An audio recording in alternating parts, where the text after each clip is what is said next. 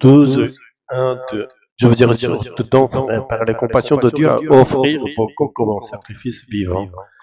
C'est agréable à Dieu, ce sera de votre part un culte spirituel. Ne vous conformez pas au siècle présent et soyez transformés par le renouvellement de votre intelligence afin de discerner quelle est la volonté de Dieu, ce qui est bon, agréable et parfait. Le Dieu qui autrefois avait guidé la vie de son peuple à travers la loi donnée par Moïse, préparait déjà une voie meilleure.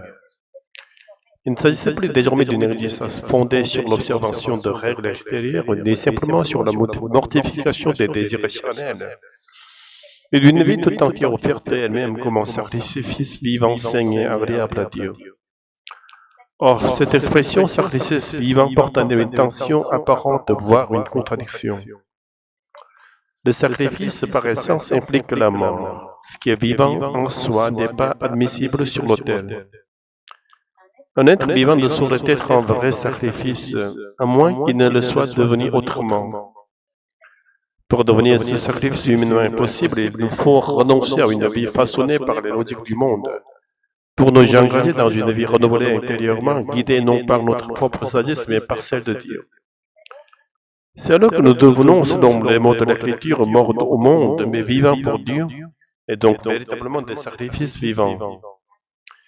Ainsi vous-même considérez-vous comme mort au péché, mais vivant pour Dieu en Jésus-Christ. Au Dieu d'un monde uni au péché, celui qui est mort au péché paraît également mort au monde. Il n'a plus d'autre but que de courir la course de la vie pour celui qui l'a sauvé, le Christ.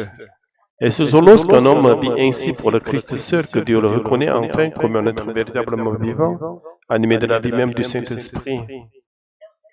Lorsque nous vivons pour le Christ lui-même veille sur notre vie. Il le fait non pas pour un temps, mais pour l'éternité. C'est cette seconde dimension, la vie éternelle, que nous devons chérir et ne jamais perdre de vue. Si la vie que nous menons aujourd'hui est préservée, ce n'est pas pour la conservation d'une existence passagère, mais en vue de la vie éternelle. Désormais, nous ne nous appartenons plus. Nous sommes à Jésus-Christ. Cela signifie que nous ne devons plus chercher à raisonner ou à décider par notre propre intelligence ou volonté.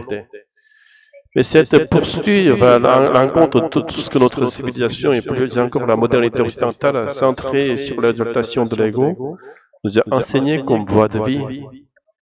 Renoncer à cette autonomie paraît folle.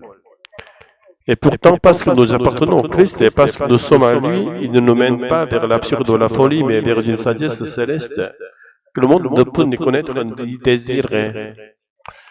Faut-il oublier notre propre existence et les circonstances qui nous entourent pour recevoir la conduite du ciel? Non, ni nous-mêmes, ni notre environnement ne changent immédiatement. Même après avoir reçu le pardon des péchés, nous restons inchangés en essence. Ce qui change, c'est que le Saint-Esprit demeure désormais avec nous, nous accompagnant dans notre être tel qu'il est, et c'est lui qui peu à peu nous façonne à l'image de Jésus-Christ.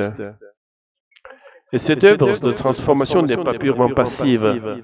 Elle se réalise dans une relation vivante et personnelle, dans la communion entre notre être et le Saint-Esprit. Et cette transformation n'est pas perceptible dans l'instant. Ce n'est qu'après avoir cheminé longuement sur cette voie que parfois nous découvrons avec stupeur que nous avons été changés.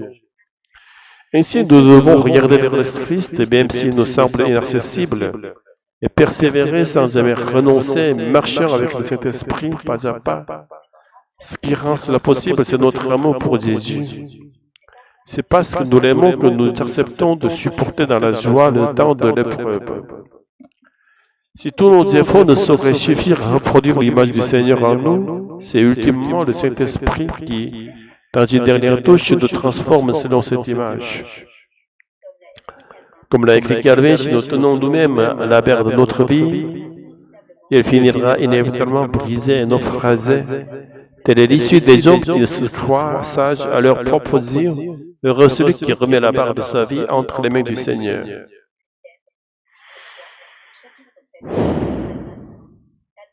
Calvin ne nous appelle pas à renoncer à notre intelligence, mais à la mettre tout entière au service des Seigneurs. Il ne s'agit donc pas d'une obéissance aveugle et dénuée de compréhension, mais d'une intelligence éveillée toute tendue vers l'Esprit Saint qui seul éclaire les Écritures. C'est cela que l'apôtre Paul appelle le renouvellement de l'esprit. Et le commencement du chemin chrétien réside dans ce renouvellement intérieur opéré par le Saint-Esprit. La pensée moderne occidentale, qui a élevé le moi pensant et le raisonnement autonome comme seul fondement certain de toute connaissance, ne peut que s'éloigner de cette voie et traîner l'humanité vers sa propre ruine. Mais nous croyons que le Saint-Esprit aura compassion de nous, qui nous ramènera à Dieu, qui nous guidera sur le chemin du salut. Et nous croyons aussi qu'avec les nombreux chrétiens déjà engagés sur cette voie, le Seigneur conduira ce monde vers la lumière de Dieu. Alléluia, Amen.